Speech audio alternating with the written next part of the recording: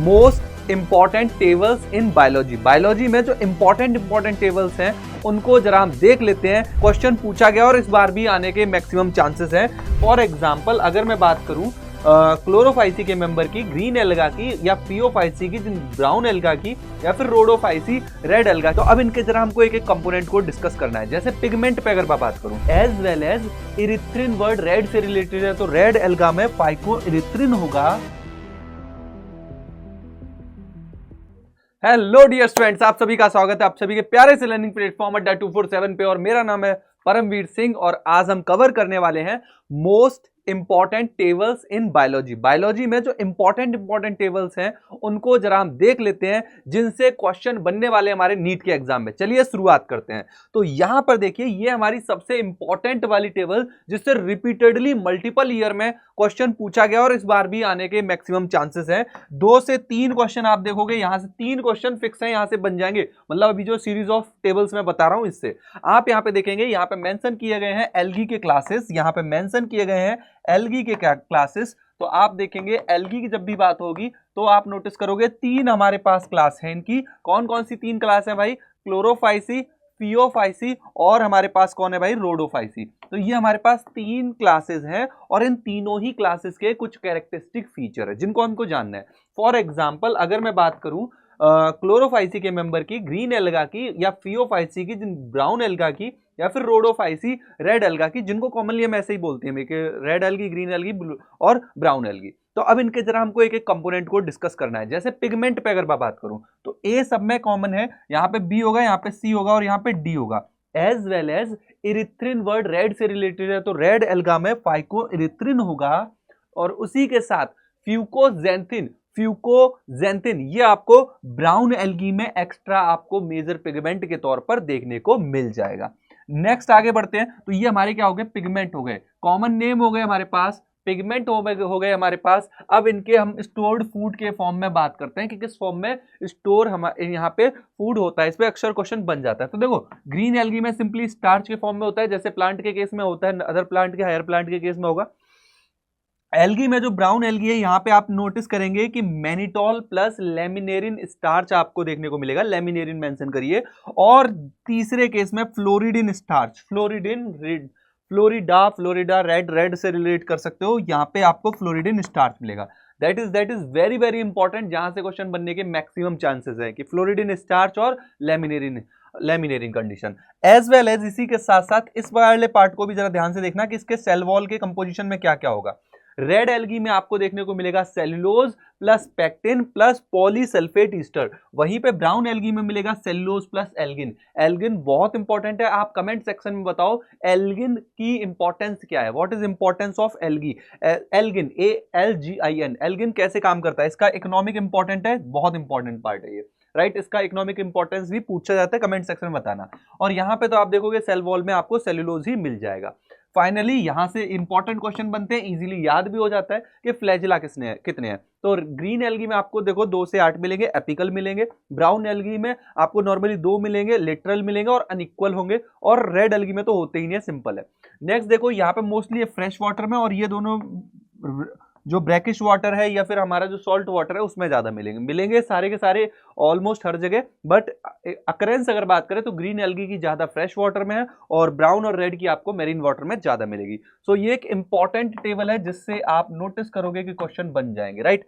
Okay, अगली table पे चलते हैं। This is again very important table from the chapter living world वाली यूनिट से ही अपना ये टेबल आपको देखने को मिलेगी। यहाँ पे जो 5 किंगडम है उनके रेस्पेक्ट में आपको उनके फीचर दिए हुए हैं। फॉर एग्जांपल हमको पता है 5 किंगडम कौन कौन सी है? Monera, protista, fungi, Plantae, Animalia. Monera के जो कैरेक्टरिस्टिक फीचर है इन पे जरा हम गौर करें तो देखेंगे मोनेरा क्या है? यूनिसेल्युलर है और प्रोकैरियोट है।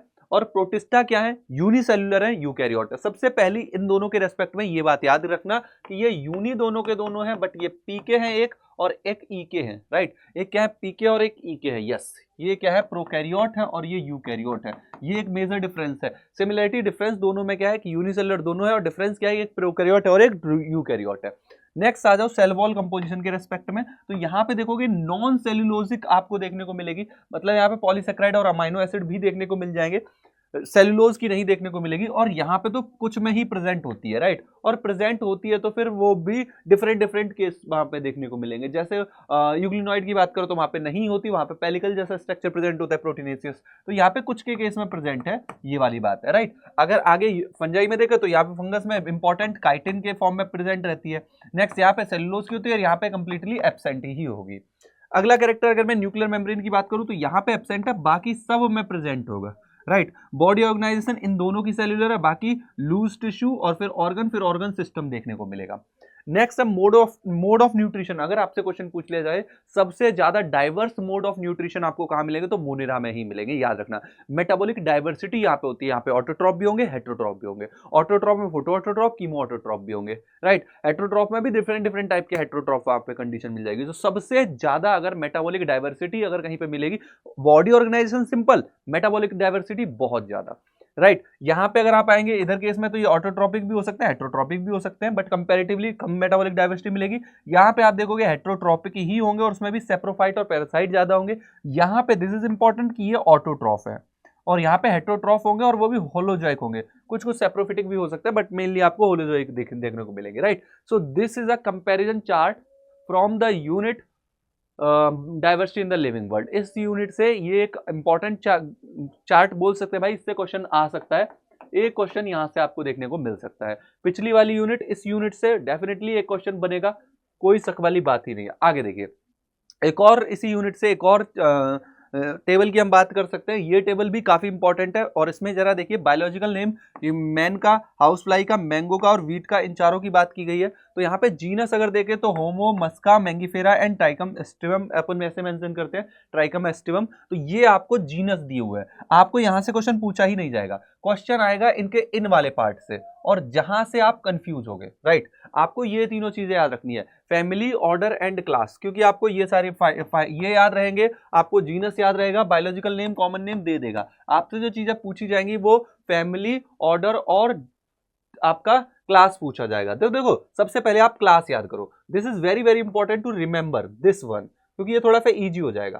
क्लास याद रखना वेरी इजी, जैसे क्लास इंसेक्टा याद रखो। अक्सर बता रहा हूं आपको, ये याद रहेगा, मस्किडी है, मस्किडी है, मगर पता है भूलोगे क्या कि मस्किडी फैमिली है कि ऑर्डर है, यहां पे भूलोगे। तो इसी चीज को फोकस करना है। देखो क्लास मैमेलिया हो जाएगा, इंसेक्टा हो जाएगा, या फिर आपका डाइकोटिलिडनस, डाइकोट या मोनोकोट जहां पे आ रहा है वो क्लास है। तो डाइकोट जहां आ रहा है, मोनोकोट जहां आ रहा है वो क्लास है, इंसेक्टा क्लास है, मैमेलिया क्लास है। क्लास अपने को हो जाएगी याद, मतलब अपन क्वेश्चन इन तीन पार्ट से ही बनेगा, कहां से, फैमिली, ऑर्डर और क्लास से। क्लास अपन ने याद कर ली, मैमेलिया, इंसेक्टा, मोनोकॉट वाला और डाइकॉट वाला, राइट, मोनोकॉटिलिडनी और डाइकॉटिलिडनी, राइट। नेक्स्ट आ जाओ इन दोनों पे, ये दोनों है महाभारत, फैमिली और ऑर्डर। फैमिली सच में महाभारत होती है। तो देखो फैमिली में आप क्या देखोगे, प्लांट के केस में एसी आएगा, और एनिमल्स के केस में आपको एडी आएगा, क्या, AD, A D, D A E आएगा यहाँ पे, डी, राइट, और यहाँ पे ए सी आएगा, ए सी ई ए ई। तो डी ए ई ये आपको एनिमल के केस में मिलेगा, और ए सी ई ए ई ये आपको प्लांट के केस में मिलेगा, ये याद रखना। ए सी, तो देखो यहाँ पे ए सी आ रहा है ना, A C, A C E A E, that is called A C, A C E A C, A C E A E, that is A C. तो ये फैमिली में मिलेगा। ये आपको नहीं मिलेगा तो कहां पे, देखो इधर, तो देखो यहाँ पे ना ए सी मिल रहा है ना ए डी मिल रहा है, तो ए ई जो आएगा ना वो फैमिली में, वो कहाँ आएगा, फैमिली में, राइट, राइट। फैमिली में क्या आएगा, ए सी आएगा। तो जहां पे भी आपको ए सी या ए डी मिल जाए, राइट, तो आप समझ जाना, डी ए ई मिल जाए तो आप समझ जाना वो फैमिली की बात हो रही है। और ऑर्डर में क्या मिलेगा, एटा, एटा है ना, जैसे प्राइमेटा, डाइप्टेरा, राइट, स्नैपडेल्स और पोएल्स, राइट। प्लांट के एल्स में एल्स आता है ऑर्डर में, और लास्ट में ए आएगा किसमें, ऑर्डर के केस में। तो ये थोड़ा सा आपको फोकस करके चलना पड़ेगा। So keep in mind, question यहां से बन सकता है, एक क्वेश्चन यहां से भी आपको देखने को मिल जाएगा। तो this is very very important from the exam point of view. इसमें भी मैं अगेन रिपीट कर दे रहा हूं, फैमिली, ऑर्डर और क्लास से ही क्वेश्चन बनेगा अगर बनता है तो। और इवन इस पहले चैप्टर के केस में आप देखोगे यही टेबल ही सबसे ज्यादा इंपॉर्टेंट है, क्वेश्चन यहीं से मैक्सिमम बनने के चांसेस भी हैं। आगे आ जाओ नेक्स्ट पार्ट पे। अब यहाँ पे आप देखोगे क्रोमोसोम और जीन के रेस्पेक्ट में कुछ कंपैरिजन चार्ट दिया हुआ है, बस इतना ध्यान रखो, दोनों के दोनों पेयर में होते हैं, राइट। गैमीट फॉर्मेशन के टाइम पे ये सेग्रीगेट हो जाते हैं, राइट, और ये इंडिपेंडेंट पेयर सेग्रीगेट होते हैं यहाँ पे, इंडिपेंडेंट ईच अदर। तो यहाँ पे आप ध्यान रखना, जीन एंड क्रोमोसोम के रेस्पेक्ट में बात की गई थी, सो इनको थोड़ा सा अपन फोकस करके चलेंगे। लास्ट अब इस वाले डायग्राम को देखो, यहाँ पे इस डायग्राम में आप देखोगे जो बायोमोलिक्यूल्स है, तो इस बायोमोलिक्यूल्स वाले चैप्टर में जो बायोमोलिक्यूल है उनका लेवल कितना कहाँ मिलेगा, तो देखो सबको पता है वाटर सबसे ज्यादा होता है, राइट। इसका ऑर्डर ही पूछा जाता है कि ऑर्डर क्या होगा, तो फिर याद रखो पेंसिल, पेनसेल, क्या याद रखना है, पेनसेल, पेनसेल, ये याद रखना है, ठीक है।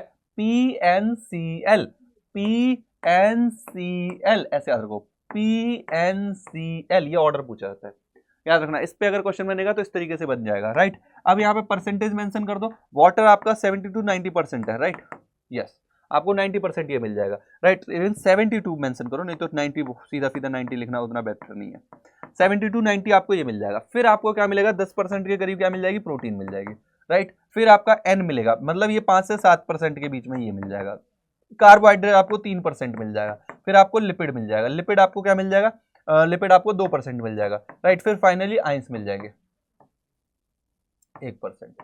तो ये आपको थोड़ा सा इस टेबल में कंपोनेंट के परसेंटेज को थोड़ा सा ध्यान रखना है कि कितना किसका परसेंटेज मिलेगा। इस पे आपका क्वेश्चन बन रहा है, बहुत बढ़िया है, आप इसको कवर कर सकते हैं। नेक्स्ट आगे आ जाओ, एक ये वाली जो टेबल है काइंड ऑफ बहुत इंपॉर्टेंट टेबल है, टेबल नंबर 13.1 आपके पॉपुलेशन इंटरेक्शन वाले पार्ट से है। अब यहाँ पे देखो, अगर दोनों फायदे में है तो म्यूचुअल रिलेशन है, म्यूचुअल रिलेशन है। कई बार डायग्राम के बस सॉरी कई बार सिर्फ सिंगल दे के इसमें कई बार क्वेश्चन पूछा गया कि सिंबल दे दिया और पूछ लिया कि क्या आंसर आएगा, राइट। नेक्स्ट देखो, अगर दोनों माइनस में, समझ लो कंपटीशन चल रहा है, ठीक है। अपन रियल में बोलते हैं कि भाई कंपटीशन क्या होता है, हेल्दी होता है, मगर नहीं, नेचर में कंपटीशन हमेशा हार्मफुल होता है, दोनों को नुकसान होता है ना। वॉर हमेशा नुकसान ही करती है दोनों पक्ष में, ठीक है, यस। नेक्स्ट देखो, अगर एक तरफ माइनस और एक तरफ पॉजिटिव है तो आप प्रेडेशन बोलोगे, या फिर इसी को आप पैरासिटिज्म बोलोगे, बट दोनों में टाइम का आपको डिफरेंस मिलेगा कि यहाँ पे लेस इंटरेक्शन, लेस टाइम मिलेगा, लेस टाइम इंटरेक्शन होगा, राइट। यहाँ पे मोर टाइम इंटरेक्शन होगा, मतलब काफी देर तक दोनों रिलेशन में रहेंगे, पैरासाइट और होस्ट। और प्रिडेशन के केस में आप देखोगे बहुत कम टाइम के लिए रिलेशन में रहेंगे, रिलेशन में ही नहीं रहते, पकड़ते खा जाता है दूसरा एक को, राइट। तो यहाँ पे एक को फायदा एक को नुकसान होगा। नेक्स्ट आ जाओ एमेंसेलिज्म में और कॉमेंसेलिज्म। पहले एमेंसेलिज्म में याद रखो, ए में हम इस तरीके से लाइन खींचते ना, तो एक को माइनस कर लो, एक को कोई फर्क नहीं पड़ेगा, ऐसे याद रख लो। जैसे पेनिसिलियम नोटिटम, जैसे जो एंटीबायोटिक रिलीज होती है, राइट, तो एक तो रिलीज कर दे रहा है मजे मजे में, दूसरा मर जा रहा है, राइट। तो ये आप क्या देख रहे हो, ये क्या देख रहे हो भाई, एमेंसेलिज्म का एग्जांपल है। कॉमेंसेलिज्म में आप क्या देख रहे हो, काली भैंस की पीठ पर चिड़िया उसके क्या खा रही है, कीड़े खा रही है, तो ठीक है, भैंस को कोई फर्क नहीं है, खाती रहे, मैं अपना खा रही हूँ धरती पे, यस, तो खाती रहे, कोई दिक्कत नहीं है, राइट। तो ये वाला एक इंटरेक्शन जो रहता है ये भी इंपॉर्टेंट, राइट। सो ये आपको टाइप ऑफ इंटरेक्शन आपको देखने को मिल सकते हैं। यहाँ पे आपका एक क्वेश्चन बन जाएगा अगर यहाँ से पूछा गया तो। लास्ट अब इस वाले डायग्राम पे आ जाओ, पहले तो देख के बता दो, ये एनर्जी, इतनी एनर्जी इन जाएगी और इतनी एनर्जी आउट आएगी, तो ये बात किसकी हो रही है, पहले तो ये बताओ, कमेंट सेक्शन में बता दो यार, ये किसकी बात हो रही है कि 18 एटीपी खर्च होंगे, 12 NADPH खर्च होंगे और 6 कार्बन डाइऑक्साइड, और 6 कार्बन डाइऑक्साइड से आप क्या बना रहे हो, ग्लूकोज। तो बेटा बात चल रही है C3 साइकिल की, किसकी बात चल रही है, C3 साइकिल की। यहाँ पे क्या चल रहा है बेटा, C3 साइकिल चल रहा है।